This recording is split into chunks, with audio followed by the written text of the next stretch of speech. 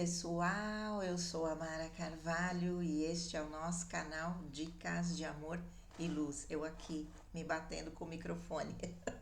Ai, meu Deus. Pessoal, tudo bem? Aqui tudo bem, graças a Deus. Num tempinho agora de outono, um solzinho com friozinho, adoro esse tempo.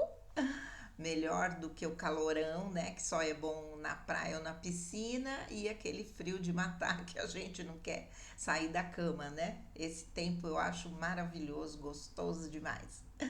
Gente, ontem eu vi que a Vilma Capuano publicou um texto que eu achei muito legal, que é Quem sou eu? A missão do ser cristal, né? Eu já falei sobre isso aqui no canal e vamos lá, eu vou fazer a leitura desse texto para vocês.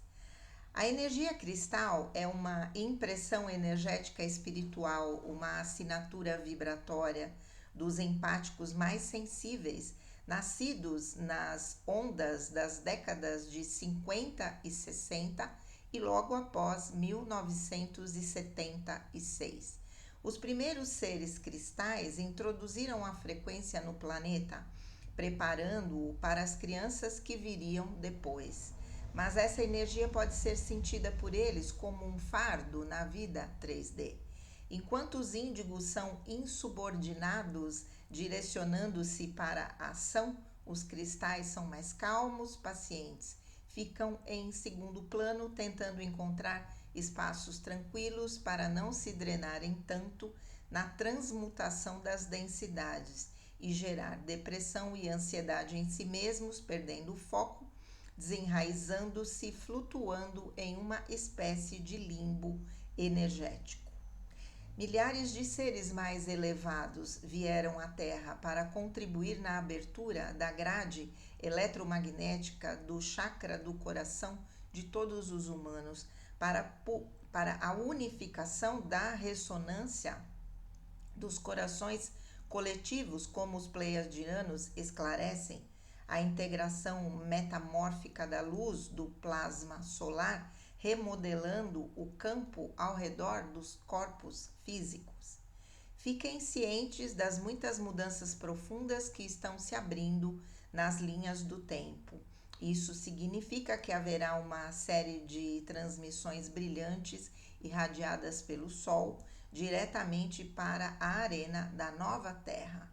Essas transmissões configurarão mudanças elétricas poderosas que ocorrerão e interagirão simultaneamente através das células do seu coração. Comprometa-se alinhando-se com a plataforma do seu coração individual e aguarde o chamado nos próximos meses. Este é um aspecto de suas missões coletivas individuais. Os Pleiadianos, em maio de 2026, uma canalização de Christine Day. Muitos sentem-se oscilando entre o efêmero e impermanente do mundo, que perdeu seu atrativo, e a eternidade que ainda não se revelou totalmente. Como viver esta transição? Como um convite para irem ainda mais para a profundidade e nutrirem-se do que vocês são na verdade. Mas uma espécie de tédio pode instalar-se, porque é insuportável para o espírito estar subordinado a um corpo, a um nascimento, a uma morte, obrigações sociais, familiares. Vocês já não poderão mais agarrar-se ao que não os agrada. O impessoal, isso foi dito em maio de 2020. É o tempo de começar a entender como você se encaixa na mudança ocorrendo agora. Primeiro, ao se render e deixar ir o apego ao mundo 3D, a consciência expande para dimensões na 4D e 5D, e você sente paz e conexão com a natureza e todas as formas de vida, no amor e gratidão. Segundo, perceberá manifestações de sinais e sincronicidades orientando o seu caminho no fluxo universal, alinhando-se às linhas de tempo superiores. Recebe sonhos e visões proféticas. Terceiro, por isso sentirá desafios emocionais pelos fragmentos kármicos que emergem para a limpeza na reconexão com a sua matriz energética pura. Em momentos estará em fios puxando você para direções diferentes, para escolher pisar em novo paradigma. Você pode sentir como se estivesse morrendo, mas geralmente é o ego inseguro confrontando o falso eu, sendo desvendado, agitando você em desconexão, desorientação e desânimo.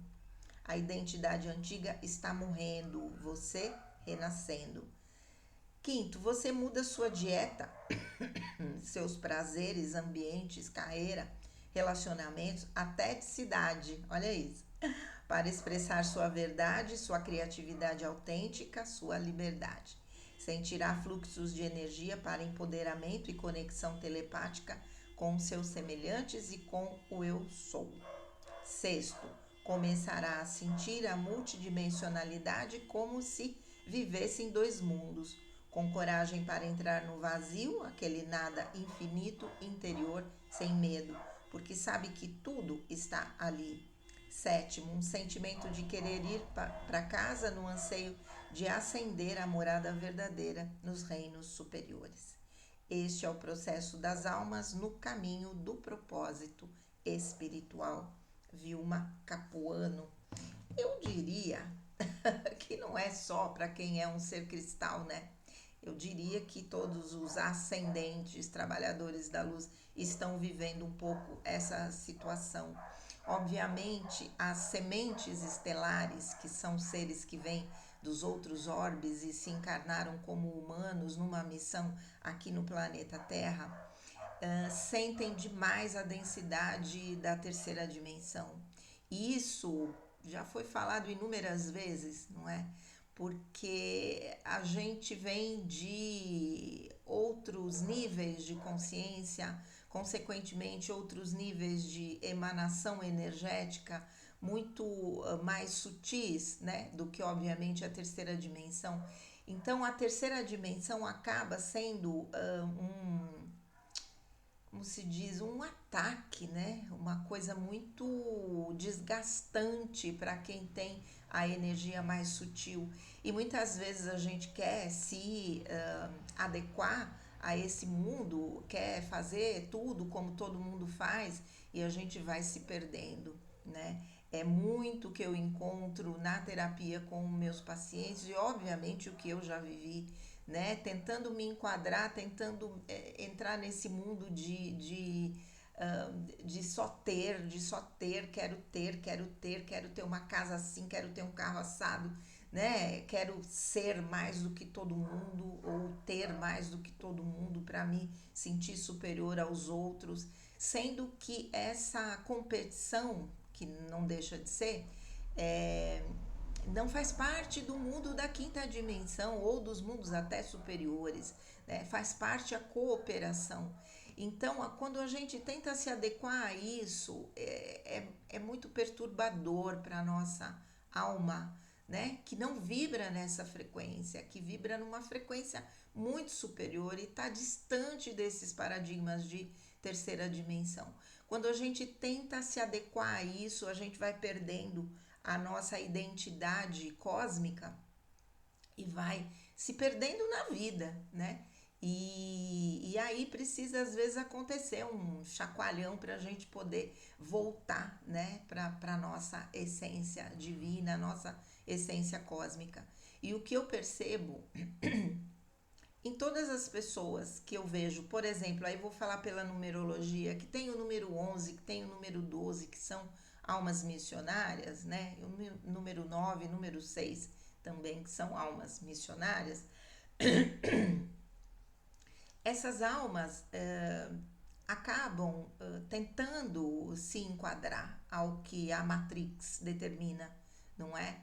E vão se perdendo de uma tal forma que já não conseguem mais, às vezes, retornar àquilo que elas eram. E quando a gente traz uma informação como essa, por exemplo, pela numerologia, a gente sente uma resistência em aceitar que sim, você está se perdendo no caminho, não é? A pessoa tem resistência porque ela acha que aquilo é o que ela tem que fazer, ela não tem que mudar nada, ela tem que estar adequada a esse mundo. Não que a gente deva viver completamente isolado, porque se estamos aqui, tem uma função para que a gente esteja aqui, e não é para viver isolado, é para estar no meio das pessoas, servindo de exemplo, de modelo, né? Trazendo a nossa energia que vai purificar os ambientes, os, né, lugares onde a gente está e onde tem outras pessoas.